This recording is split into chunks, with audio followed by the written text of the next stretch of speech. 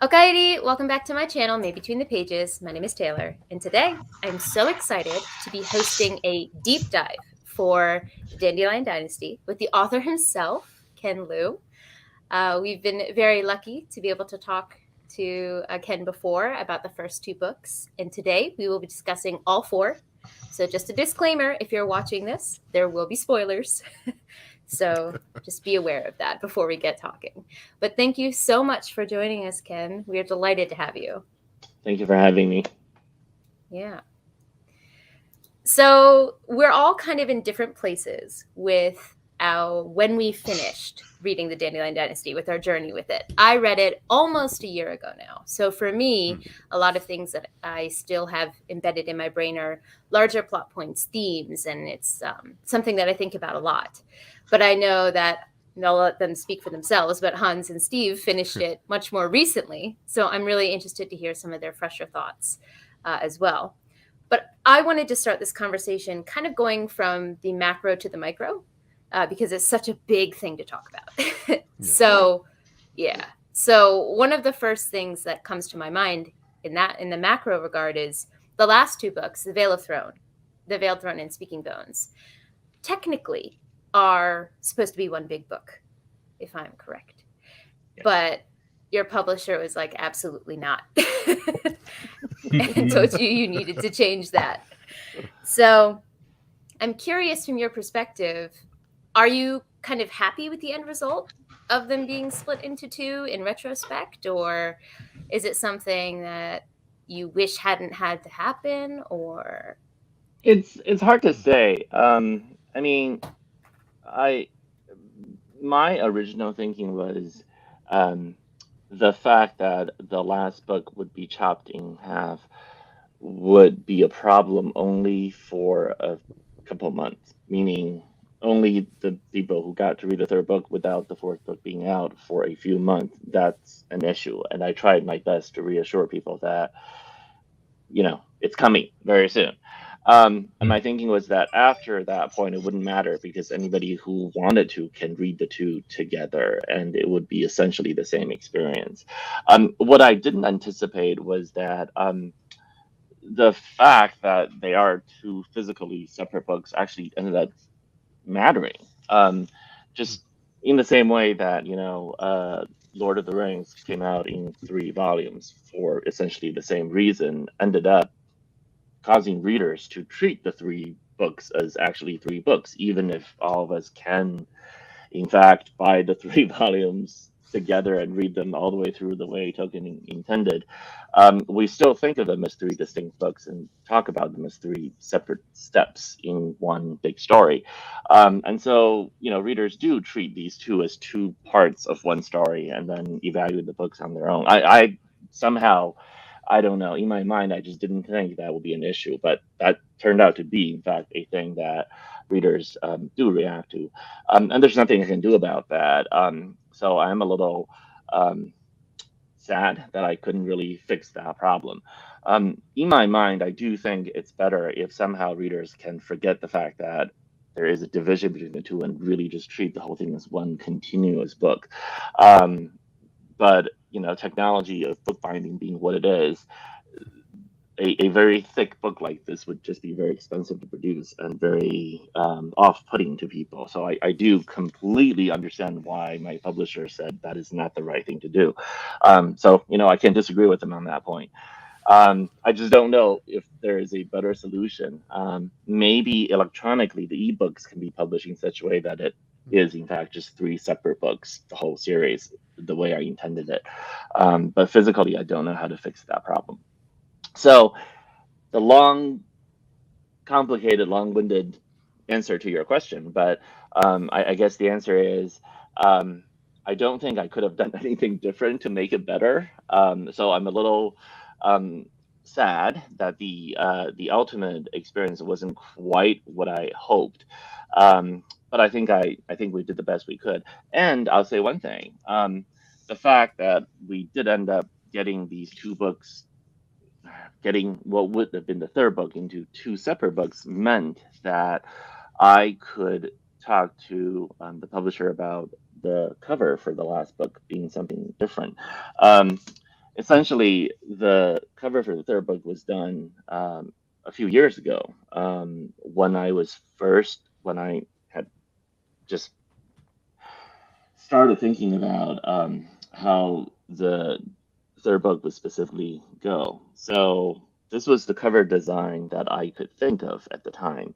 But by the time the whole thing was done, this felt like a much more fitting cover. And there's a lot of symbolism in it, evoking the idea of rejuvenation and rebirth from the ashes and the corruption of the past, if you will.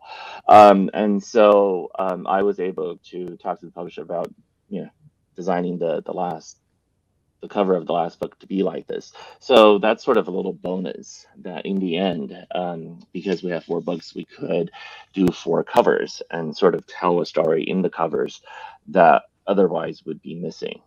So, you lose some, but you also gain some. So I was pretty happy about that.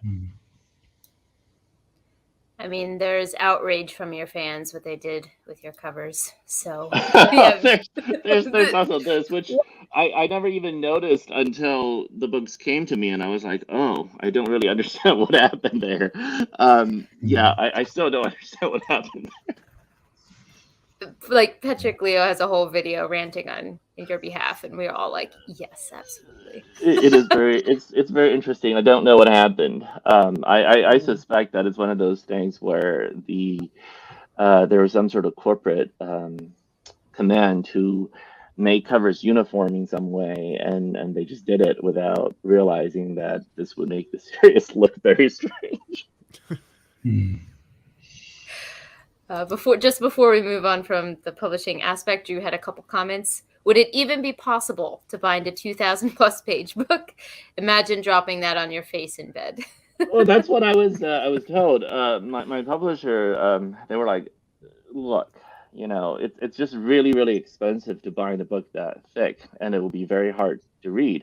There are some solutions. I mean, one is to use very thin paper, which would also drive up the cost, and also just it's not a good experience when it's like that, or reduce the print size, which is also a bad idea.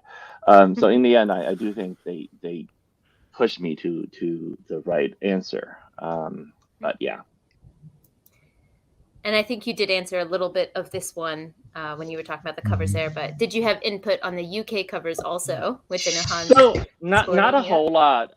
So the UK covers originally were just very similar to the US covers. They use the same art. Then later on, Head of Zeus decided to do their own cover, and I do like them. I didn't have a huge amount. Okay, let me put it this way. I also had some input in that I spoke with the artist and discussed what sort of symbols and items I wanted to emphasize on the covers. And they had taken the idea that they wanted the 4 covers to be put together side by side to form a painting. So there will be one story being told from beginning to end. I mean, I don't have the other 2 with me handy, but you can see how the cover art all fits together so that it's a nice, long, big painting. And I had some input into what sort of creatures and things would show up. And it ended up being really cool. So, the Wall of Storms ended up being on the ocean between the 2 continents, or 2 land masses, and the bookend pieces were on the separate land masses. So it ended up being also kind of a progression, a journey, a story being told in pictures. I really like that. So yes. So all in all, I did enjoy the covers, the UK edition as well. I thought they did a great job. It's very cool to actually see some of the inventions, not only described but also illustrated. Yeah, that was very cool. It was neat. Okay. Well, let's get into the nitty gritty, shall we? So those of you watching, spoilers may begin here. Just letting you know if you're watching the replay afterwards as well. So since we're talking about the whole series, let's start at the end, which is, did you know how this series, my question is how the series was going to end.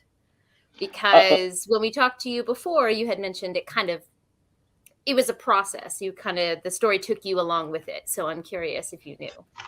So my process has always been that I would know some of the landmarks I wanted to get to, if not the specific path by which I would get to them. So in the case of the ending, I knew what the last scene would be. So the very last scene of the entire series, I knew that. Actually, back when I was writing The Grace of Kings, I knew that would be the final scene. I did not know exactly on the way how we would get there. For example, when I was writing The Wall of Storms and The Grace of Kings, the Blossom Gang did not exist. They came in fact, during one of the revision passes for the final book. I also didn't know exactly what most of the characters, other than Thera and Zomi, what their fates would be. So they were. I sort of had an idea of what they would want to do, but exactly what fate had in store for them, I didn't know. So I was discovering, along with in the process of writing, what would happen to them, and I did, in a lot of the cases, let the characters tell me what they wanted to do, and that was fun. I mean, another example, Zankara, Fyro's lover, she was not in my original plan at all. She also showed up essentially in one of the revision passes, and she had her own story. And so I let her tell her own story and let her do her own thing. And she didn't want to stay in Dara. So that's why she came in and she left. But, so I would say I knew the large picture of what I wanted to do. That is, I wanted that final scene to be the final scene. I also wanted Dara itself to go through the process of getting onto the path to a constitutional monarchy and perhaps in the future a republic. I wanted to make clear that was the path, because that was the entire project. The entire project was to give an alternative mythological origin to the idea of modernity, to the idea of a large modern state like the United States, but not based on a Greco-Roman mythological origin story, on a fantastical East Asian inspired origin story. So I knew that was what I wanted to do. I didn't know exactly how I would get there, but that's how I did it. That when you finally you threw us a bone with Thera and Zomi, I was like, oh, thank God. Because I was like, Ken, you've done so much to me through this series. Give me something. Yeah. And you did. Well, they were always going to get together, so that was not a problem.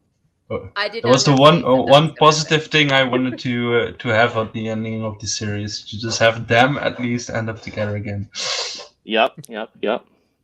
That was very important. And I was kind of scared for a second that you would leave Tara to die in the faraway lands. I mean, that would have been an ending too, and perhaps some readers might think thematically that's even better in some sense. But I really wanted them to be together. So. Yeah. Yeah, you are not alone. That sentiment. Yeah. I know Steve said that he had some possibly spicy opinions. I don't know if the ending is one of those. While we're talking about the ending, if you it's a certain character that I was a fan of that I don't think most people probably like too much. Okay, well, go for it. That'll be fun to talk about. Yeah, but I love Gia. Yeah, I don't love all the things she did, but I admire that. Admire her. I did too. I mean, Steve, do you think Gia in the end would be considered a hero or a villain? In time, she would be a hero. And with distance, with time, in the future, she would be recognized as a hero, but it would take some time. Yeah, I agree with you.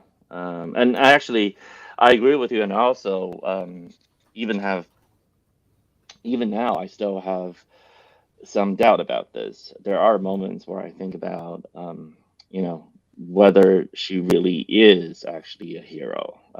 Her intentions certainly were, I think, for the most part, good, but I'm not convinced that her dedication to that vision was necessarily the best thing. And you know, one thing in the series has always been that there's very little, it's a very thin line that divides the madness of tyrants from this kind of selfless grace of kings. And I'm not sure which side of the line she ultimately ended up on. I think a lot of people would like to believe she ended up on the side of the grace of kings, but there are moments where I have my doubts. So, yeah, it's complicated. It's complicated. Mhm. I love her as a character. I don't love her as a person, if that makes sense. Yeah. So for me, the moment where she was definitely on the madness of Tyrant's side is when she decided to kill all of her guards. Like Yeah. for me, I was like, Mhm. come on, you know, like, do you have to? So that pushed me in my moral compass. Like, okay, how far am I willing to see this as sacrificial of only herself? Because at that point, it seemed like she was taking other people's sacrifices into her hands, and I was not a fan of that. Yeah. You know, even bigger than that, at the very end of the book, there was a critique of Gia from the inhabitants of Ukyu Taasa, where the inhabitants are saying that, you know, you had this vision of peace for the vast majority of Dara, so you sacrifice us essentially in your little scheme, and that is, I think, perhaps of all the accusations against her, the one that weighs on me the most. That she believed that this was the right thing to do, and leaders make decisions like this all the time. You know, we will draw the line here and not here, and so these people will die, and that is the way it is. And we're always telling people. I mean, this is sort of the heart of so many stories that we're forced to make these decisions, essentially versions of the trolley problem. And there's never a good answer. Always we justify these sacrifices in some way, and always we're making sacrifices for other people, and it's hard. It's just hard. Mhm. Drew had a question, which is, do you think everything Gia did was worth it in the end? Because she did get results. It's a really hard question to answer. I mean, you can sort of ask that of just about everything, right? You know, Alexander the Great, in his conquest, slaughtered many people. Was it worth it afterwards? I mean, how do you even measure that? I'm not sure how you even measure Mhm. worth. You can talk about something like, say, the American Revolution. Um, was that worth it? I don't even know how you measure that, and who do you answer as? If you answer as one of the indigenous peoples, I'm sure your answer will be incredibly different than if you're the descendants of one of the settlers versus the descendant of one of the enslaved individuals. I don't know. You know, a question like, was the founding of the United States worth it? Who do you answer as, and how long do you wait to answer that question? I think it's the same thing here in Dara. I'm sure that some people would say, you know, Gia is the very beginning of our turn towards the republic that we have today. And so she is a great hero and the founding mother of the highest level. And some others might say, um, I don't think so. I don't agree with you that the ramifications of what she did still reverberate even today in a way that is very painful. So I don't know. I think it's really hard, you know, to sort of turn the question I asked Steve earlier on its head. Maybe the very idea of there being heroes and villains in history is flawed, and that is in fact what I tried to do with the series in the first place. That um, the people we call heroes are often not heroes, and the people we call villains are not necessarily villains. And in fact, it is almost impossible to find a hero or a villain in history. Everybody is just a human being doing the best they can in their limited circumstances, and no one can see what's going to happen beyond the very horizon of their lifetime. And it's arguable whether you should even plan for that, because you're not in control of that sort of thing. So how do you even judge your actions? Good Lord, I don't know. No. And I think an interesting aspect to that is, so I live in the Netherlands, so I'm steeped with the European history around, and Gia sometimes feels to me like Napoleon. Like I haven't read too much up on him, but we still use roads. A big provincial road by my village was founded by Napoleon. We still drive on the same right. The entirety of Europe drives on the same side of the road because of Napoleon. There's certain laws because of Napoleon, and that's the things that people remember. But it's not necessarily the acts of violence that he committed that we remember. So it's kind of tough to see that put into perspective of history, of course. You make a really good point. I mean, I really find it fascinating that we have a habit of just erasing that aspect of a lot of historical figures' legacy. I mean, for example, Genghis Khan was one of the worst mass murderers in history, and a mass rapist, a mass murderer, really the villain of the highest caliber. I really cannot think of there are very few individuals, perhaps, in contemporary history and modern history that are like that. And yet, it's amazing the degree to which people joke about his exploits. His massive rapes were now considered some sort of funny thing, and his mass slaughters are sometimes even celebrated. It's just incredible to me that people treat him that way.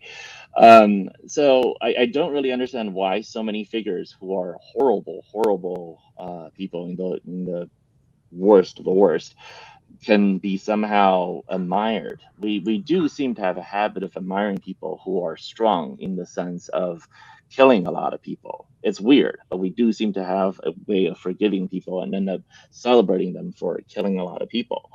I maybe that is an aspect of human nature that will eventually evolve and change. I certainly hope so. But yeah, when I think about Gia, I think about all the ways she tried to limit the number of people who died as much as she could, and I think about the way she tried to minimize violence, and I think that's one of the reasons I do think she is really interesting and important.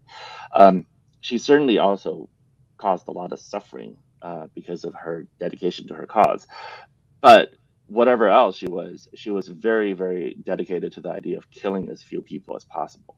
And that makes her different from a lot of other leaders, and I do really admire her for that. That's an extremely, interesting point, because something that bothered me about Gia and bothers me about characters in general, or characters that get on my nerves, are like the sneaky ones. And so even though her goal was to kill less people are much more likely to see someone like Matazindu as a hero. Yeah. Because he embodies that military strength that we uphold. Yeah. Whereas Gia embodies more of like a sneaky, something that you're not supposed to applaud. That's right. Say, at least in most societies. So I think it just occurred to me hearing you say that one of the things I dislike about her is because her violence is behind the scenes and not up front. That's right. Even though she probably overall tried to kill less people. That's right. That's right. And even that is interesting. I mean, I think her arc in the end is, Kogo was the one who essentially saved her reputation. I mean, she wanted to sacrifice herself, including her name, forever to in the service of a better Dara. And Kogo convinced her that was actually not the way to go. That anything based on a lie is never going to work. I mean, this is something that's very important to me as well. The series is very much a reflection on history, and in particular, the nature of history in a country like the United States. We have a huge amount of debate over how to teach history. There's even, somebody like Governor DeSantis who wants to make it a legal requirement that we cannot teach history as a history of oppression, that we must celebrate the United States and not make its history of oppression the core. But I think that's ludicrous. How can you properly celebrate the United States without acknowledging the foundation in the dispossession and near genocide of the indigenous peoples, as well as the enslavement of an entire people by racial identity? If you cannot acknowledge these things, or even the exclusion of entire peoples by racial identity from even being able to become Americans, if you don't acknowledge these parts of history and honestly face them, you're always going to be telling your story based on a lie, in essentially the same way Gia was hoping people would do. And Kogo's thing is, we just cannot do that. So one of the things that I do think Dara does better than we have done is that in the end, after all the suffering, Dara's answer is, we're not going to seek revenge because that's not justice. We're going to try to do the best we can to move on, but we're not going to forget. We're going to record all the testimonies of all the people who have gone through this, from the oppressors and from the victims, and we're going to keep on remembering them, and we're going to remember them, and we're going to try to acknowledge all of these terrible things and then try to build something better in the future. We cannot forget, and it's not our place to forgive. Only the people who died can forgive. It's not in our power to do that. We can only atone and try to move forward. I think that's the right attitude. We can only atone, do the best we can, and try to move forward. I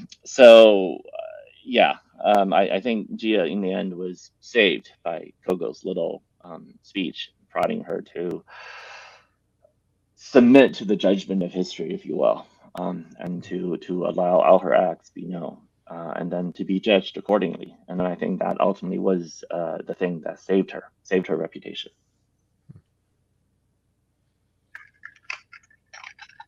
Oh, he's the multiverse. My internet keeps cutting there we go. That kind of reminds me of a microcosm moment with the same kind of feeling to it, which is, am I going to pronounce her name right? Diana, Timu and Tamanaki's daughter. Yeah. So she ends up stepping up into a place of leadership, but she acknowledges her very existence came from an instance of violence. I don't want to, That's right. use too many trigger words on YouTube. I don't know what they'll do to me, but beyond that, right? Yeah, but she is a product of sexual assault. We'll put it that way, and she has to acknowledge this fact. It cannot be escaped, and then try to find a way forward between the two peoples that she's now a part of, that whether she wants to be or not. So that kind of almost seems like a little microcosm of what you were just talking about on a larger scale.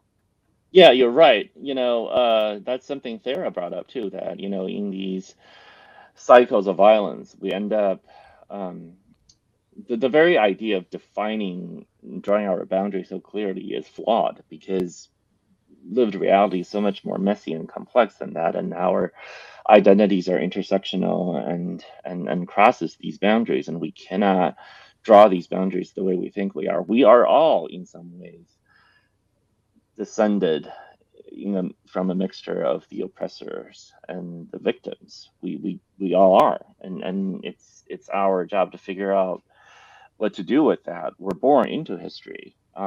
We don't get to choose the world that we're born into and the legacy that we inherit. I think the common tendency is to say, let's forget about that. Let's just move on. Let's just forget. And I'm very opposed to that. I don't believe you should forget. You can't forget. you have to actually remember all these things that happen because they are a part of you. You don't know where you can go unless you know where you come from. You have to know what has been done in your name, what has been lost, and what sufferings have happened to allow you to even exist. You know, the very land you stand on is land that's filled with blood and tears and sweat, and you have to honor all of that in order to go forward to build your own legacy. And um, yeah, it's not easy, but I think the knowledge of history sometimes, oftentimes actually, is freeing. It's not meant to be confining. It's freeing in the sense of allowing you to understand and see that you are born into responsibility. You know, one way to think of that is that we're all born into sin, the sins of our ancestors and predecessors. But another way to think about it is that we're born into responsibility, to atone, to do well, to not cause more suffering. So that's how I think about it. Mm-hmm. Are those the things that you liked about Gia too, Steve? The fact that she Yeah, I did wonder what she would be viewed like later in the future, if she would be a hero or a villain. But I mean, I think partially why we want to forget is because is it like guilt that we want to forget about it? Like we don't want to think about those terrible things that happened for the life we have now, but something we have to face. Yeah. And then we also have to think about reparations and things like that, and it makes us very uncomfortable. And it's hard, but I don't think we can move on without. I don't think we can have reconciliation without truth. So we need that. Mm-hmm. Speaking of people who did not get justice, Timu. Oh yeah. Yes. Yeah. That. Wow. Listen. Like I understand things can't always be tied with a bow, but to me, I was like, wow, just he come back to the scene and his head is gone. And I was like, no, poor baby, you know. That traumatized me a little bit. I don't know how Stephen Hans felt about that, but It's pretty awful, yeah. well, it's good to at least hear the person who created it admit that. I did give him you know, I think the arc that was suitable to his character. I mean, you know, Timu is someone who was very idealistic and who always believed these books that he read would give the answers to life's problems, and you know they didn't. But he loved them, and he's someone who abhorred violence and was. But in a society, in the world that he was in, he had very little power to effect change. He couldn't really do much. He tried to do what he could, but there was just very little for him to do given the society he found himself in. And I do think that in the end, you know, he was able to. I mean, he had a horrible. He was in a horrible position. He really couldn't do anything, and he did the best he could. I mean, his knowledge was in language, letters, and the beauty of clever rhetorical tropes, and he was able to use that skill to get justice for himself and to bring down the most despicable character in the book, if you will, from beyond the grave, and that is a measure of heroism, and that is actually quite. I am actually very proud of him for being able to do that in the end. Yeah, despicable characters, Nodami. I don't know if I've ever felt such hatred. Like when him and Timu had that moment, they were alone, and he didn't go for Timu right away. I was like, maybe, but I was giving him too much credit. Like you taught me earlier in the series not to give him that credit, and I did it anyway. You just can't trust Noda on anything. I mean, you know, his Noda is. I mean, I know people like that. It's almost hard to figure out, you know, how they do what they do, because they really only think of themselves. Because they only think of themselves, they think the world is full of people like themselves. And so it must be such a depressing, ugly world that they inhabit, or they think, because they think everyone else is exactly like them.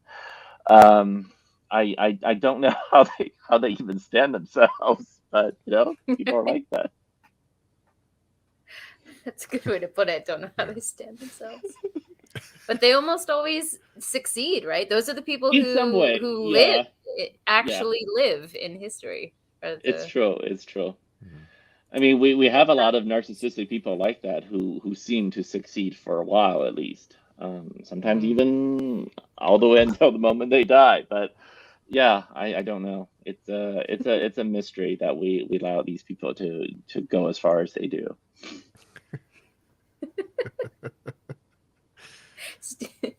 Did you feel the same hatred I did, Steve, or were you just like, Yeah, I usually like that. Yeah, but yeah, it was just tough. It's tough. But Ken, you had mentioned that you wrote the story over the course. I think you said 10 years Yeah. that you lived in Dara. What was it like to open those gates and to let everyone in a world that you Uh, had just had in your head and on paper? it was really cool. I mean, it's this is one of the greatest pleasures of being a writer, really. So, you create this world, and you're the only one who can see it and know anything about it. You write the books and you bring it out there, and then you hear from readers who have read it, and they tell you, how they felt. And you feel like in that moment, this world you imagined became real, right? At least for me, it's the moment when readers come to me and tell me about what they thought of the characters, how they celebrated and how they suffered, how they cheered and how they cursed. And it's in those moments that I feel the characters have really come to life, that Dara has become real. And so, I say that, thank you to the readers who have given Dara life. And I really do mean that, until the moment it became a shared thing between me and all the readers.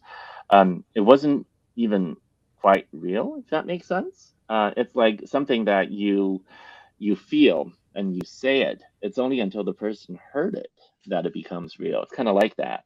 Um, Mhm. and so that's been one of the greatest joys of being a writer, to create this massive thing that took me so long.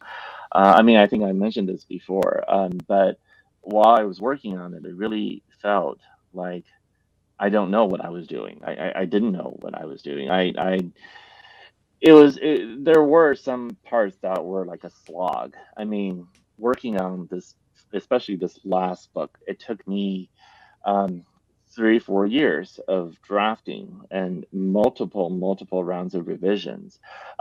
Each revision pass would last a year or longer, Mm. because I have to go from the beginning to the end, and just revising the whole thing took me a year or more to do. And it really felt like I was one of those workers on the Great Sphinx or the Great Pyramid or something, where I couldn't see anything except this little square around me, and I'm like chiseling away with my little hammer, and I'm Mhm. like, what the hell am I doing? I don't even know if the whole thing is crooked. I don't know if the whole thing's even there. Like, what am I doing? I had to do that day after day. It's very depressing. And then finally the whole thing is done, and I'm like, I'm so close to this darn thing that all I can see are these little chisel marks now. I have no idea if people can even read this thing and see the story I was trying to tell. What did I do? Did I even write down the story I meant to tell? And then, the readers actually read it, and they come tell me which parts they loved, which parts they hated me for. And I'm like, oh my God, it's real. This thing is real. So that was an incredible sense of relief and joy. I can't even describe it. It's so great. I mean, we've talked before, I think, in the previous deep dive that we did on Steve's channel about how stories is how we connect as humans. It's just what we do. So, you know, you can have a story within yourself, but it's not until others hear and experience it that it becomes this bridge of connection that Yeah. we always use. And that actually leads me to something that I have always felt from your books, and there's a lot of reasons that I love them, but I think I also mentioned before, I'm a linguistics nerd. I study linguistics, so the language part always stuck out to me. And I know the engineering is something that a lot of people notice, but for me, the language and the love that you put into the language parts of this book are what always really struck me. And it's also language that ends up being the connection or the linchpin point in many different situations. So Timu being able to take an action beyond the grave is down to language. You know, Zomi and Thera being able to connect is down to language. There's just so many examples of that. Even the giant bone Garnoffins in the end. Yes. It's sound and language that allows them to That's win. right.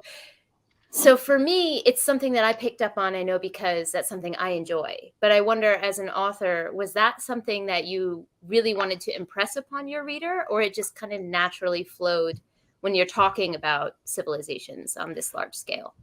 I think, you know, my career has in a lot of ways been based on metaphors about language throughout. So, you know, I was a software engineer at first, and then later on, I was a corporate lawyer before I went full time as a writer. But throughout these different jobs I had, I always thought of them in linguistic terms, believe it or not. It's actually quite interesting because I think a lot of these modern jobs are about manipulating symbols and moving symbols and building structures out of symbols, whether you're a programmer or a lawyer or whatnot. And so a linguistic metaphor came very naturally to me. In fact, I saw a lot of analogies in the way that engineering works versus the way, you know, say someone writing poetry or even a lawyer crafting a brief. When you're an engineer trying to solve a problem or a lawyer trying to craft a brief, you're essentially taking secondhand components to build something new, right? So when you're an engineer, you take these known solutions to problems, and you try to figure out how to combine them in a novel way to solve the problem you're trying to solve now, and in the process, probably inventing a new component other people can use. When you're a lawyer, you're doing the same thing. You take existing known arguments, you put them together in novel ways, and see if you can craft a new argument, a new theory. And that's essentially what poets do. Poets take cliches and put them in novel ways, together in novel ways to craft something fresh and new. And that's what language is always about. We're always using secondhand words to tell fresh, original stories. That's all we're doing. We're always using allusions, metaphors, idioms, and other cliches, components that have been used so many times, and then putting them in novel ways together to tell a new story. So this linguistic metaphor I've been sort of using throughout my career. And when I wrote the series, I think I said this before too. A long time ago, I wrote a short story called The Bookmaking Habits of Select Species, which is a very short story about how aliens might use the idea of language and writing in completely different ways than we do. That actually, I joke about this, but I'm semi-serious. The Bookmaking Habits of Select Species is in some ways the very short version of the Dandelion Dynasty, because the Dandelion Dynasty is an expansion of how many of the same themes about the role of language, of writing, of memory, of recording, of sound, of all things that we think of as in some ways touching on language.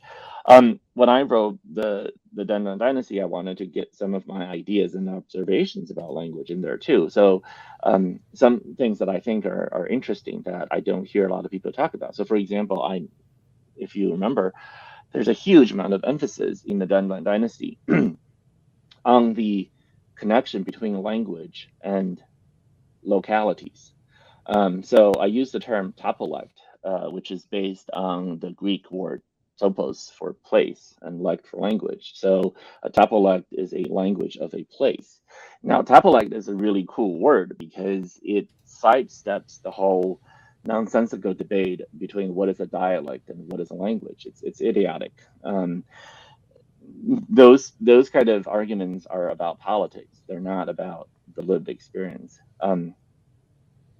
languages or topolects exist on a spectrum of mutual comprehensibility. And trying to draw a line between languages and dialects to me is useless. Topolect is a much better word. It's just the language of a place. That's it. And I emphasize just how important that kind of localism connection is. I think because of mass communication and the flattening effect of the internet, we tend to pay less and less attention to the local nature of the languages we speak. But I'm really a hyper local person. I believe not only is it worth celebrating and preserving the uniqueness of the topolect of each place, whether it's a country or a county or a city or what have you, even at the level of individuals, we all, linguists tell us that we all speak actual idiolects. Even members of the same so-called linguistic community don't speak the same language. Every single person literally has their own idiosyncratic idiolect. A language that's unique to them. There are certain words that they use in a quirky way. That's just the way they do it. There are certain constructions they favor, and so all of us end up speaking a hyper personal, hyper local version of the language. And I wanted to emphasize that the fact that we do manage to communicate across these divides is miraculous. But I also want to celebrate the fact that this hyper personal, hyper local form of language is the way in which we retain our individual distinctness, our own distinct personality, our distinct window upon the world, our distinct way of describing the world. I even say that writers spend their entire lives trying to invent their own language, because they have to invent a language in order to tell the stories they want to tell, the stories that only they can tell. And so the writers we end up celebrating and remembering are writers who have invented an entire new language just for themselves. Somebody like Jane Austen, who essentially invented the language in which all modern romances are written. Every Regency romance, every bodice ripper you read is in some ways a fanfic of that. That's incredible for a single author to do this. Or Tolkien, who essentially invented the language of what we think of as modern epic fantasy. All of us have to, in some ways, writing echoes of that, secondhand words to tell our own stories. But that's what writers do. Great writers do have to spend their entire lives to invent that language that's unique, that idiolect that's theirs to tell the stories that they want to tell. So the Dandelion Dynasty is a reflection of that. The Liu have their own way of relating to language. The Aegon do as well, and the people of Dara have their own topolects and their own unique ways of relating to language. Language is the source of conflict and also the path to salvation and reconciliation. And somebody like Vokuferna was, a little micro version of that. Vokuferna was a Luku Thing who fell in love with the written language of Dara and the deep literature of Dara. He is in some ways like Zankara, who had a deep love for the art and culture of Dara. And Vokuferna's dream was to be able to have his own poems written in the logograms, which he uses in a way that no one from Dara would ever do. And his hope was that these poems would somehow be read and understood. And he never lived to see that. But in the very end of the book, if you remember, the children actually study his poem and read it, indicating that his contribution to Dara was recognized and accepted. And that, I'm sure, if he could see it, he would be comforted by that. And that's important to me, those moments. And as someone who doesn't, I speak a different dialect, if you can call it, than my country's main language. So I really appreciated that you put in the fact that sometimes they couldn't translate words. There was just not a word to describe a certain dialect word in another language, and I really felt that was really recognizable. That part of the language writing in the books. Yeah, I think one of the unfortunate consequences of this mass proliferation of big data and AI is that we're sort of forgetting about that part of real experience, which is that languages are unique, dialects are unique, and we have our unique words. My view, having Taylor, I mean, I'm sure you have your own view on this, and I hope this resonates. But people who have worked with different languages or have studied them ultimately come to the conclusion that translation is not really possible, because even something like translating hello to bonjour is kind of ludicrous. They're not. They serve similar functions in some contexts, but they're actually not translations for each other. But AI, that's even like a simple example, much less more abstract, complicated instances. So translation is always sort of just your best approximation, and it has to be filtered through the mind of the person doing the translation. But the problem with AI, and oh, thank you, sweetie. My wife's bringing me coffee because I didn't get a chance to make it this morning. The true the hero fact that, of yeah, the story. exactly. So the fact that in AI, in something like Google Translate, it gives you the illusion that you can type in anything and will come up with one authoritative translation. That's the end of it. It creates the illusion that languages are just giant dictionaries. Like when people speak French, they're not really speaking a different language. They're just speaking English with different weird words for the words we have, something like that. Or, there's no such thing as Japanese. If you just take English and just take each word and translate it over into Japanese, you have Japanese. It's just so stupid. And yet over and over again, I see people falling into this mistake and thinking that's how it works, especially people who work in technology as I did. I've heard countless people say, "Oh, translation is such a solved problem." No, it's not. It will never be a solved problem because it's just how can it, unless you force everyone to speak the same language. Even then, translating between individual idiolects is a very difficult thing. So anyway, Hans, to get back to your point, that was the point. I really wanted to emphasize the lived reality of how languages work, and to emphasize to readers and remind them that this is how it is, because I just got really tired of the way people talk about translation as a Google Translate problem. You just have to find the mapping. It's a one-to-one mapping. No, it's not. Yeah. You unknowingly brought up a trigger from a fight I used to have in university all the time with the person I was with at the time. He was very technologically based. And then for me, he would say, like, well, translation is going to be AI based in the future. I'm like, that doesn't mean it's right. So we are on the same page with that one. I apologize, Hans, I didn't mean to cut you off. Go ahead. Yeah. No, that's okay. I have a related question to that because,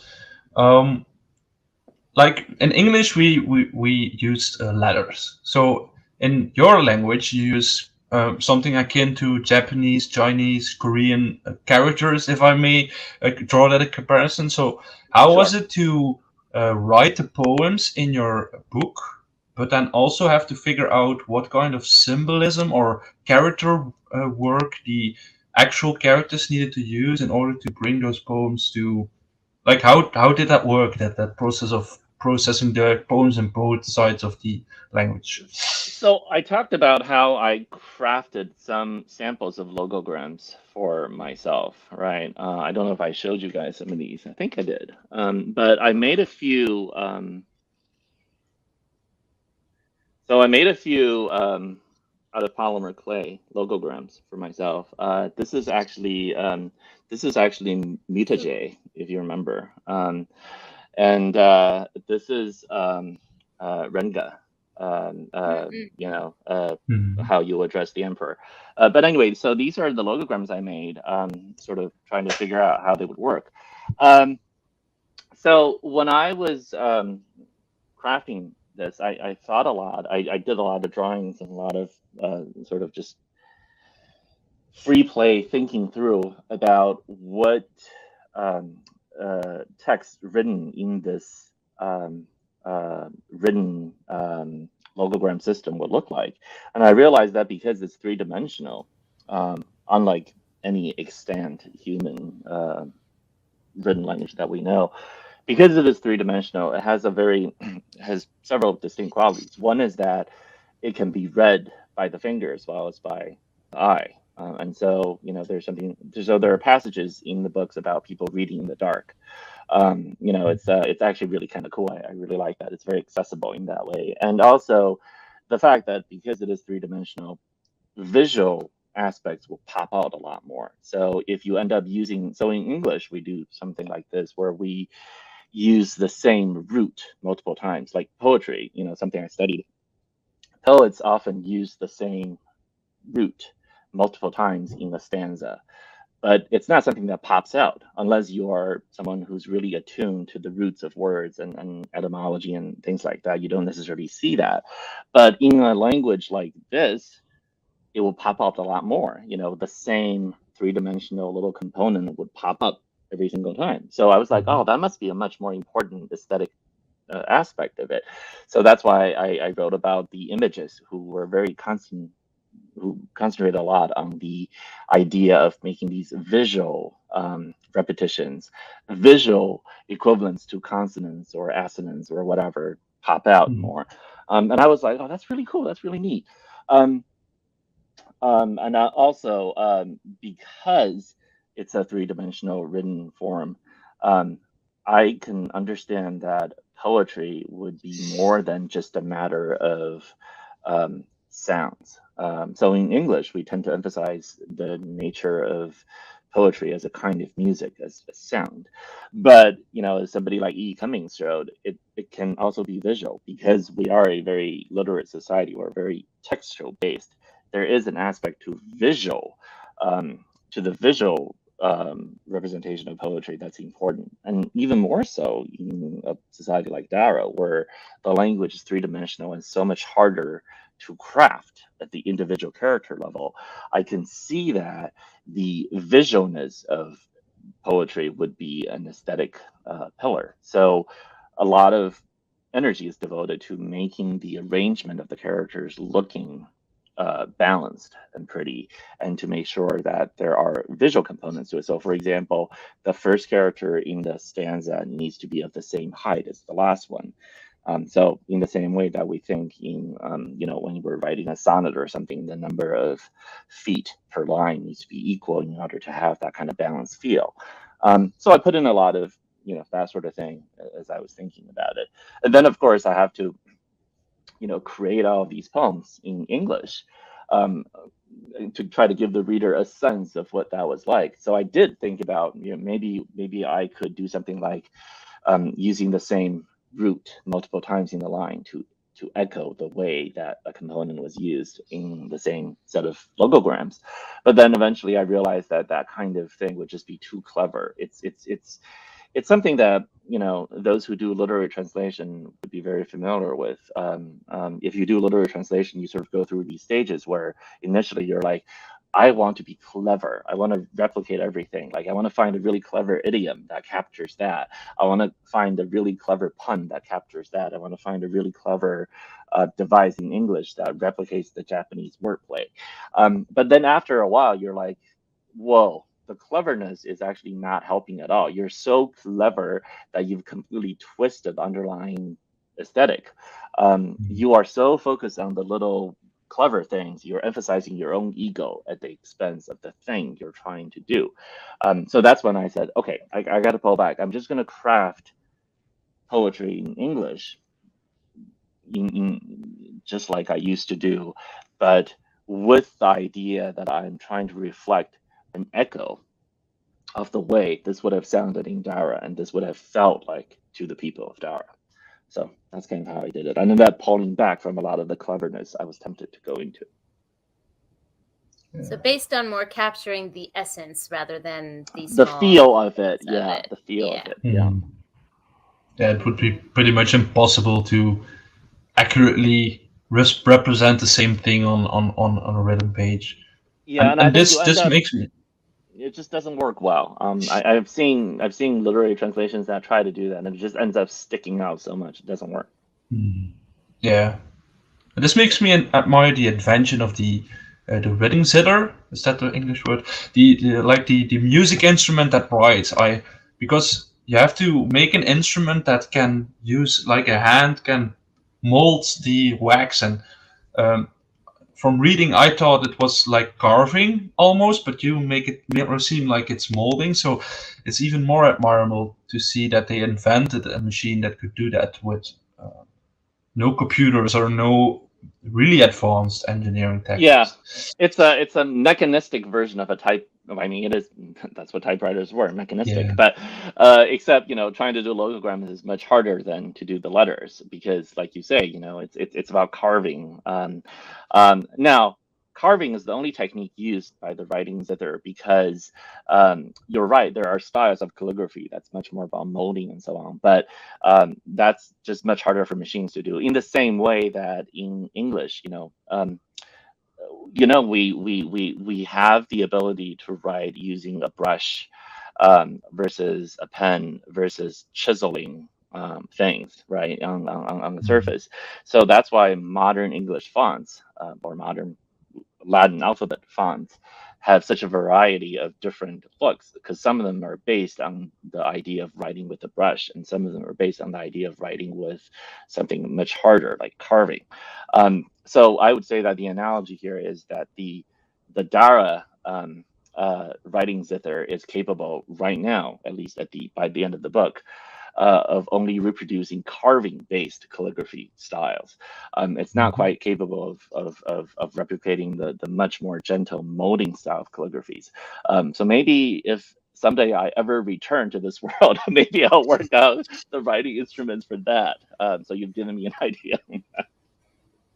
Well, yeah, that's we'd all cool. read that. If you ever Yeah. if they ever came back to this world, I am there. I know that's a lot to ask though, because it was a lot to put on paper. Yeah, and if I So a can lot of continue with another topic. please go ahead. Yeah. Yeah. So like I really enjoyed how I'm more the inventions kind of person, so I was more excited to read about all of that. So I really loved how the books, the all four books, but mainly the last two books were kind of a transition into modernity, but related to engineering, but not in a traditional sense, in a very broad sense, because my favorite part of the Veiled Throne was the cooking contest. That Yeah. was one of my favorite things ever. And you would never think that inventions went as far as from a writing machine or what essentially is vinyl with the liuku with the speaking bones, but also with creme brulee or other cooking techniques. So it was really cool to see all these inventions being invented by people looking at nature and then coming up with the engineering aspects in such a broad way that we got stuff like lightning detecting minerals, and it was really exciting to see all that broadness. So I was really excited to see an author that could focus on all of that broadness in invention and not like some books do only in warfare or only in like the inventions in entertainment industries and stuff were essentially important in warfare and the other way around. And I really love that synergy between all the different elements in the book.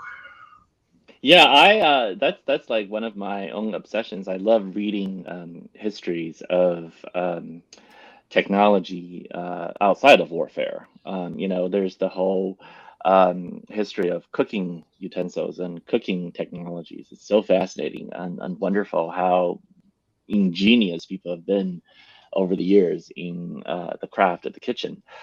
There's also in entertainment, just the very nature of special effects and what we've done over time to use light to perform feats of magic, essentially. I mean, if you go study how the earliest filmmakers in sci-fi, especially, who created those special effects to do what they do. Wow, it's just wonderful to see what they got done. I just love that kind of innovation. Humans are really pretty cool creatures when we do this stuff. And I wanted to put a little bit of the joy that I felt when I was, studying this sort of thing into my books, because just this is fun, coming up with new ways of entertaining ourselves and making better food. it's much better than inventing machines to kill people, which is often how we think about innovation. I'd much rather focus on these aspects. Yeah. That was a perfect comment, Hans, because that was exactly where I was going to go next. Actually, was the restaurant scene, because Drew had also mentioned in the comments earlier about it, saying the Splendid Urn versus the Treasure Chest restaurant battle was one of the most epic battles of any kind I've ever read in fantasy. I was very invested, and then also I love to cook and have worked in restaurants, so I was on the edge of my seat.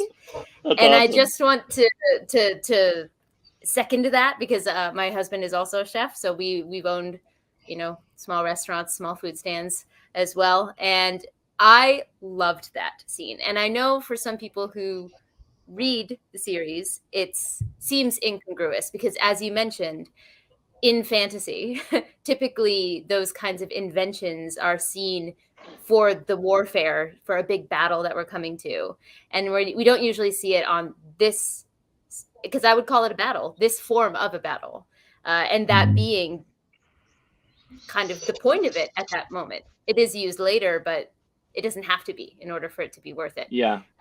So I enjoyed that immensely as well. I'm glad you did. I mean, I did want to have every book to have a little bit something that sets it apart. The Veiled Throne was meant to be one book with speaking bones, but the way the book was set up, I do naturally have a turning point in the middle of each of the books. I mean, that happened in The Wall of Storms and The Grace of Kings, so it happened in this third book. And so that turning point just happened to be a good place. It's at the end of what's now the third book.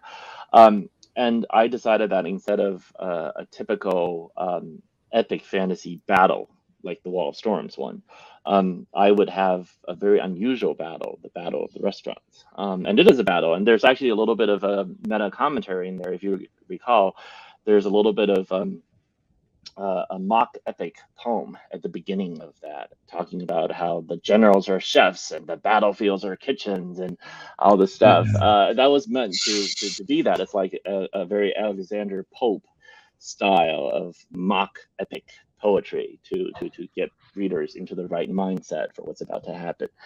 So I'm really glad that you did enjoy that. That was a lot of fun to write. Yes, and just further most recent praise for it. Apology there. The cooking contest is one of the best things I've ever read. Thank you. Thank you. That's awesome, Drew. Yeah, it was the same for me. It's probably one of the scenes I'll recognize or remember the most from the entire series. Yep. And that's also when, the Blossom Gang really came in and started doing their thing.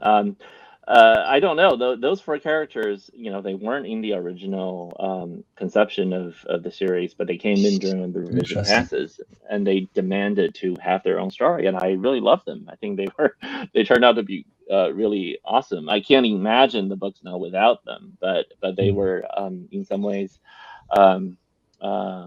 latecomers. They showed up and demanded to have a place. I'm glad they did. I love reading about them. Yeah. That does also, both you and Hans already touched on this, but the idea that these inventions can be made in a space that is separate from war or separate from the government or being used on that scale. But then later, to bringing up the Blossom Gang, they were, conscripted to use those skills in order to further their state and war. Yeah. And it's such because I realized when I was reading it that I didn't hate the act of them doing it, because I felt for their cause, right? Because of the perspective we're seeing it from. But as a concept, it is icky, but I didn't mind it so much in the moment. So it was like this is something that we cognitive dissonance. Yeah, this is something we all have to sort of engage with a little bit. I was in the technical field, so I can speak from personal experience about some of this stuff. So I think a lot of times people underestimate the degree to which invention and discovery are really pleasurable acts. The act of inventing something and creating something, there's a real joy related to it. People often say, "Oh, how can you do that? And it's a hard thing to answer. So, Oppenheimer, the father of the atomic bomb, when people later on would interview him, and he was like, well, that's just not what you think about when you're doing it. When a thing is technically possible, there's a kind of, I don't know if he used the word, but there's a kind of sweetness to that thing that it's very hard to resist. You talk to scientists today, it's the same thing. There are plenty of artificial intelligence scientists who are very concerned about the potential for what's happening. We're not even talking about Terminator robots killing people. We're talking about just um, AI that's capable of, reconstructing what you're thinking about based on the MRI scan of your brain. That's actually just a recent paper that's just come out that it's doable. So we are not very far from reading people's minds, and so you can imagine what potential we're talking about here. And then you talk to these people, and you're like, how can you do that? Are you not scared? Do you not see the consequences of what you're doing? And the answer is, we do, but there's a sweetness to the fact that a thing is technically possible and you want to do it, and it's almost impossible to resist. And I don't know how to explain this to people, but it's something that we're going to have to grapple with more and more. People always have this image of evil scientists who are doing it for evil. No, it's almost always never like that. But there is a sweetness to the fact that you can achieve something technically, that you want to do it. So, the cliche is the scientists just wanted to, ask if they could instead of whether they should. Well, the reality is humans are almost always like that. If you could, that is a really wonderfully attractive thing. There's a sweetness to that technical achievement, and that the should becomes really not part of the calculus.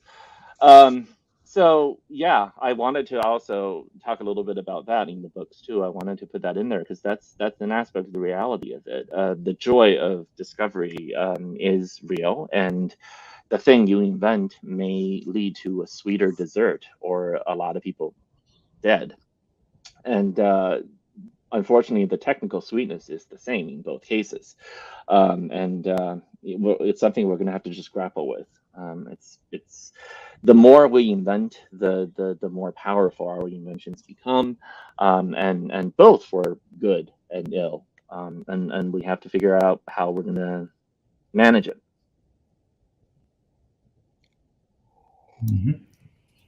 Sounds terrifying.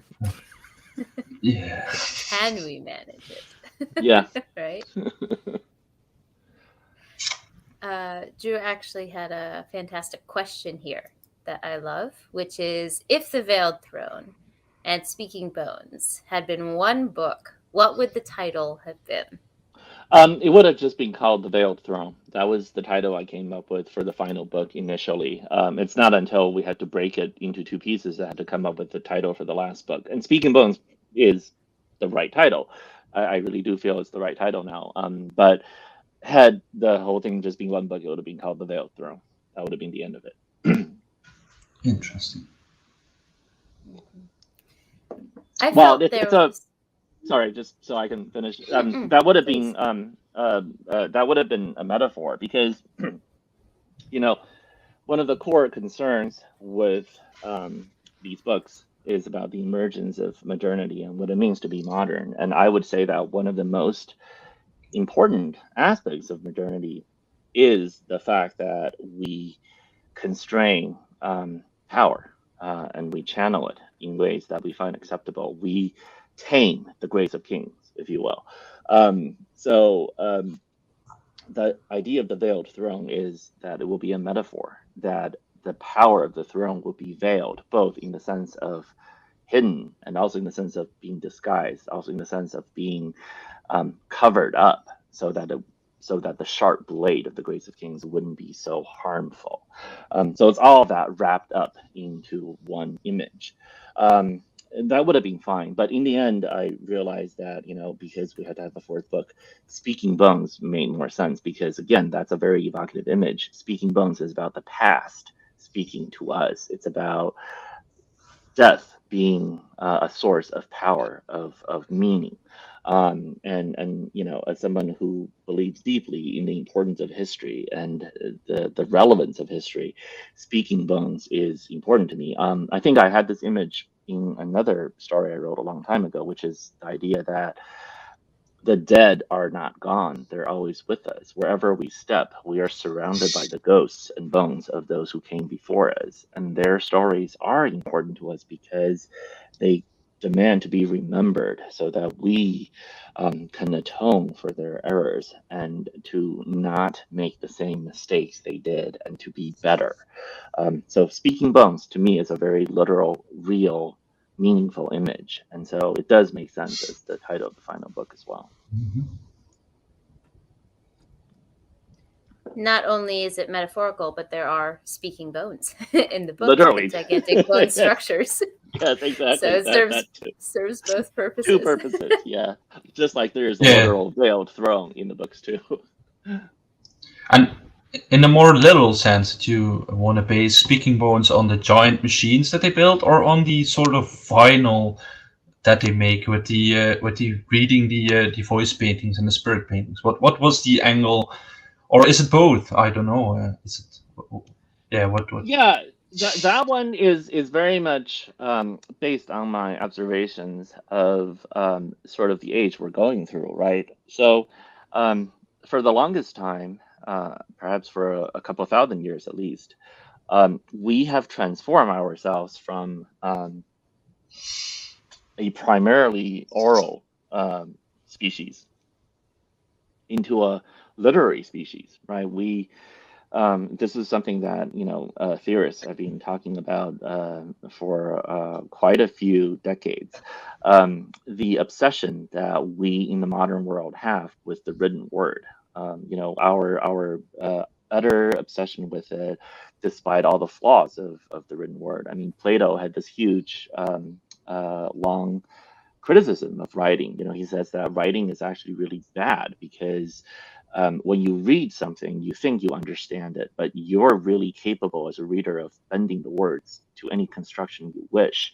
The author is not there to clarify your misunderstanding. You can't have a real debate with the author to understand because, Plato believes that knowledge and understanding can only come from a conversation where you have to argue back and forth until you really understand each other's ideas. This is sort of the extension of my idea that translation is impossible, and so even clear communication in a single utterance is impossible. You have to have a back and forth until the two of you get your idiolects to match.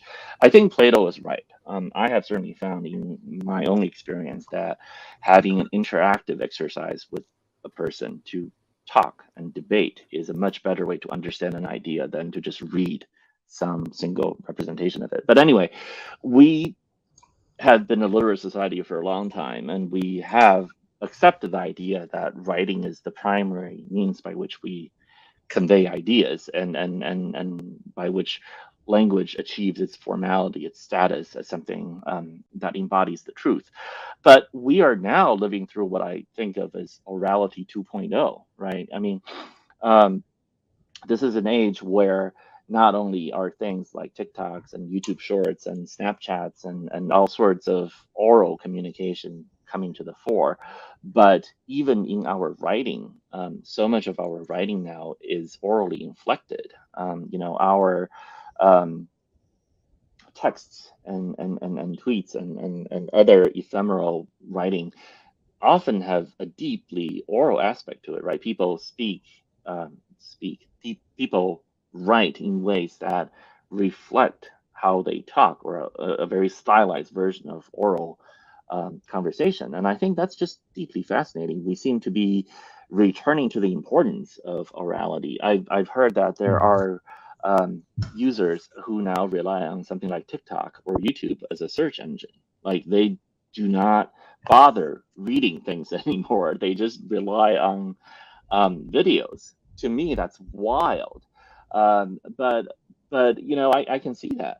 So the idea that writing is not primary, that the oral can actually be a foundational aspect of your social communication, and that you can achieve many of the benefits of writing with technology and spoken language is fascinating to me. So the Liuku are sort of a way for me to work that out. They are a society deeply suspicious of writing, of literate culture. And they managed to find a way around that by having recordings and having performances so they can achieve an oral culture that does not require writing.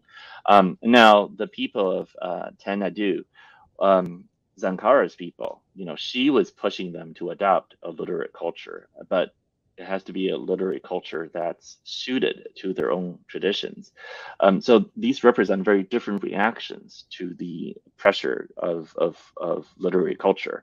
And I just found that really interesting to think about how different peoples and different cultures might react to the pressure of writing in very different ways, but that are suited to their own cultural beliefs and their own practices and what makes the most sense for them. Interesting, very interesting. I'm sorry that I had to pop out for a second there. Apologies for that. No worries. But as always, these go so quickly. We don't want to take up too much of your time. We are coming up on an hour and a half soon. So I wanted to kind of close out with overall thoughts of the series, right? So you deal with so many themes, and as you've mentioned, even in this chat alone, there are so many aspects that you wanted to talk about, with this series. And it's just, I feel like it's one of those series that no matter how many times you read it, you're going to be able to pick something new out of it. And that's part of the joy of it, right? Even in these discussions, revisiting it, I'm realizing new things. So I wanted to just kind of give everyone a chance here to say what they felt about the series as a whole and what their experience was with it. I think it's pretty clear I'm a fangirl. Again, I call this one of my favorite, if not my favorite, fantasy series of all time at this point, because even though I finished it almost a year ago at this point, I think about it all of the time. And I recall things from it constantly. So for me, it's become almost like a thought project. Like it's something that I revisit or think about the themes that it brought up. And I'm like, I marinate on that for a little while. We didn't even touch on the meddling gods or the religious aspect of these books, but that's something that really struck me as well, is how religion is not only a power structure, it actually acts in our society, and you give those actions a body in the story, but it's very indicative of what it's actually like. And so I find that this series is something that I will reread over and over again, but it's also something that I would recommend to specific types of readers who like larger scale thematic stories, right? So for me, it's, I don't know, just become a cornerstone of my reading journey.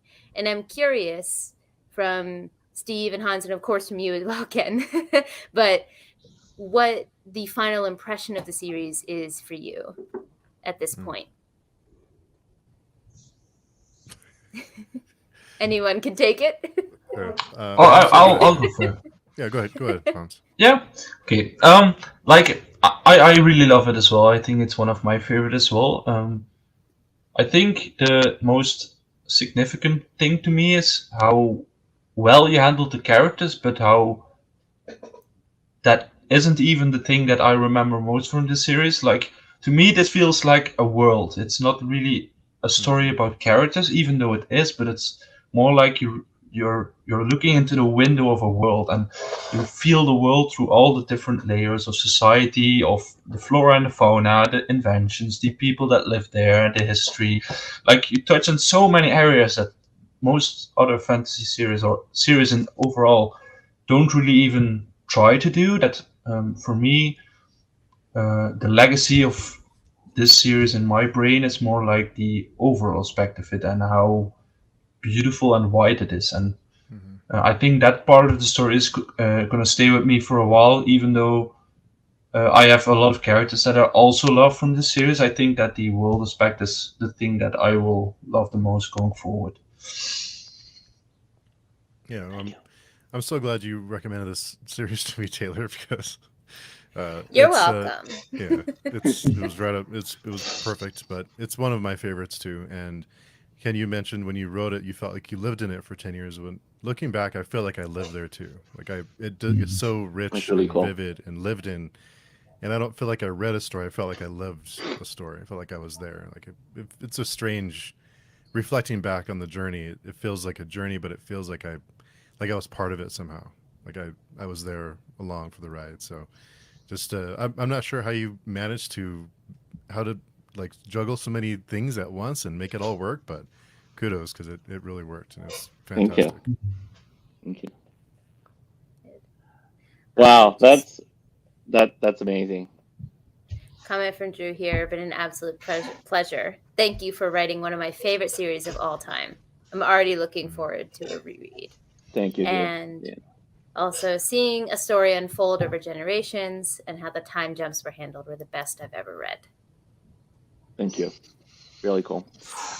So I just want to say a couple of things at the end here. I mean, one of them is actually a little long, but I think it makes sense. So, I mean, the series surprised me actually as the writer because it didn't end up being quite. It ended up being just a different experience than what I was anticipating when I started the journey. So I think I already told you this, but the inspiration for the entire series was, my obsession with constitutionalism and with modernity and how we are trapped by history in a sense, and how that limits the way we think about ourselves. So this all started because I was traveling around the world to these literary festivals, and I was talking with writers and readers who described to me this thing that we don't have a word for. It's like nostalgia, but not nostalgia because it's not about yearning for something that's the past, but yearning for something that never existed, which is this. Um, the sense of translatedness in modernity. So for a lot of people that I got to talk to, they were not born into European languages. And so they say, I speak my language at home with my grandparents and parents, and then I go to school where everything is taught in English. And so I learn about economics and history and even the history of my own people and physics and chemistry, and I do all that in English. And so when I go home and I try to talk about these subjects, there's a translatedness to it all. It's as though modernity doesn't belong to me, but to something that I can only understand through translation. It's a very strange feeling. There's a yearning of belonging to modernity that I can't quite put into words. And I was like, oh, that's really interesting. And I started thinking about our own relationship to modernity for those of us who are born into English or who acquired very early on. And it makes sense what they say, but I then realized something very interesting, which is this. Jack London actually wrote a story in which he talked about modernity and how Americans or English speakers in general thrill to the rhythm of the tie ribs of Anglo-Saxon words. And then I thought about it, and then I realized that either on purpose or unconsciously, he was wrong about that. Because when we speak English these days, most of the words we use to describe modernity, like democracy, technology, chemistry, physics, these are not Anglo-Saxon words at all. They are words derived from Latin with Greek roots. So we are also speaking in a translated modernity. It's just that from the Renaissance, we always decided to just translate and repurpose using secondhand Greek and Latin roots to describe entirely new phenomena instead of our own Anglo-Saxon roots. That's very interesting to me. And then I realized that the United States actually is particularly interesting in this regard. we are a relatively young country, a new nation, but from the very beginning, we yearned for this rootedness in modernity, and we did it by essentially cosplaying as Rome, right? So you go to Washington D.C. and you see the Supreme Court looking like a Roman temple. You see the Capitol, and you have senators, and even the Federalist Papers were written by someone named Publius. There's something really ridiculous almost about the way we consciously cosplay as Rome, as though that's the only way we can make sense of modernity, which is a very strange thing. But our obsession with Rome has its consequences, right? Because we cosplay as Rome, the US also consciously or unconsciously view itself as repeating the steps of Rome. We view every threat as potentially a Carthage. And the only answer to that is Carthago delenda est. Carthage must be destroyed. So everything is existential. Every time there's a threat, there's no way we can possibly live with them. We must engage in total destruction of the enemy, and that's a very Roman thing. Every time we see a problem, our answer is we must send the legions or the navy over to solve it. The Pacific or the Atlantic must be turned into our version of the Mediterranean. There's something about our cosplaying as Rome that really constrains our imagination. So I wanted to write The Grace of Kings really originally as a way to sort of reevaluate all of this. I was thinking, okay, so we've all understood the modernity of America through this Roman cosplaying lens. What if I could do something different? What if I could take an East Asian mythological route and then try to craft a US-like modern state based on that? What if we could have a modernity, a republic founded not upon the idea of emulating Rome, but founded upon the idea of having a mythological relationship to this sort of fantastical East Asia, and to reevaluate things like threats and opportunities, to reimagine our own historical role and relationship to oppression, to colonialism, to the use of force, to concentration of power. What if instead of using a set of Roman metaphors, we can use a set of East Asian references? What would that be like? I just wanted to see if it's possible to reimagine our own role as a modern country, and to reimagine the role of some place like the US, when we transmute it in this way. Right. So that was the whole point of the project. And I hadn't seen anyone else do something like that. So that's what guided me into writing it. But in the process, it turned out to be so much more than that. It ended up being an entire meditation for me to re-examine my own relationship to modernity, to what it means to be a citizen, what it means to be a modern person, what it means to be a literate person, what it means to be somebody who benefits from past oppression, and also who also suffers from past victimization. And this ended up becoming a really thoughtful and instructive exercise in my own relationship to the world that I live in. So, as I was telling Steve earlier, I felt like I lived for 10 years in Dara, but I ended up emerging from the other side with a better understanding of my own place in the real world. And that was really cool. It was not what I expected, and I ended up really enjoying it. So I will also obviously take this series to the grave with me, and not because the impression made on me will be very deep and lasting. But it's not at all what I anticipated. So that was very cool. And also part of it also just comes from interacting with all the readers, with all of you, critics, reviewers, and readers who have seen their own, what they thought was interesting, what struck them about Dara. And they also, end up affecting me and allowing me to see my own work through a different lens. And that is also really cool. We're back to stories, aren't we? Always back to stories, Yeah. right? Yeah. Yeah, definitely. And these conversations as well add a whole new perspective to it, because not only are these themes very much present in everything that you mentioned and your reason for doing it, but you can also just enjoy the story for the wonderful character work and the epic fantasy sci-fi conglomeration that it is, you know. So it doesn't, you know, it deals on both of those planes, and I think it's successful on both, personally. So Thank you. Yeah, I'll be screaming about it forever, so you can Yeah, rest assured of that. Yeah, and just like you mentioned, I feel like this book or these books really change meaning with the person that you're discussing it with, because I think you could discuss this in 10 different ways and come up with 10 different topics to focus on during the conversations, because there is so much to think about in these books. Absolutely. I'm waiting for the T-shirt line with all the great quotes from the series on just T-shirts. That'd be I would love that. So many merch. lines that I do. We need Dandelion Dynasty merch. Definitely. Oh, pretty please.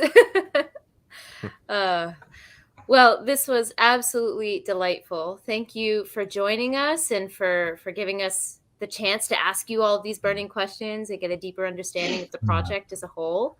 I will, like I said, be rereading it for years to come.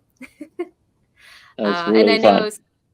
And I know Steve is also reading your short story collection currently, right? We're reading it during our reading sprints. Yeah, the Paper Menagerie left us all a little bit teary-eyed, but it was a great one. Yeah, great stories.